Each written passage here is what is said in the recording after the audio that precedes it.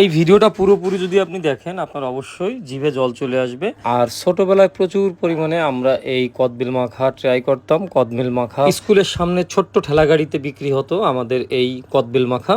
কিন্তু কদবেল মাখা এখন আর আগের মতো সেইভাবে বিক্রি হয় না। এখন কদবেল মাখাগুলো একদমই আলাদাভাবে বিক্রি হয়।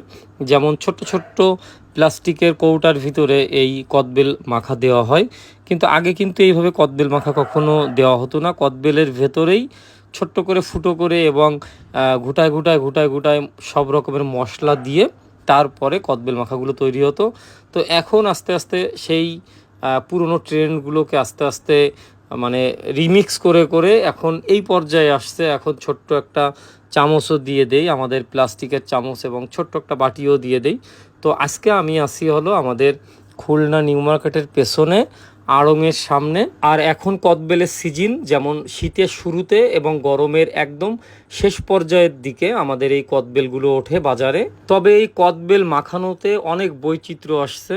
আগে কদবেলে শুধুমাত্র বিট লবণ আর মরিচের গুঁড়ো, এই দুইটা ব্যবহার করেই আমাদেরকে স্কুলের সামনে কদবেল তৈরি করে দিত। কিন্তু এখন কত রকমের যে মশলা আমার সামনে দিল, 7 থেকে 8 রকমের মশলা আমাদের এই কদবেল মাখার ভিতর ব্যবহার করলো।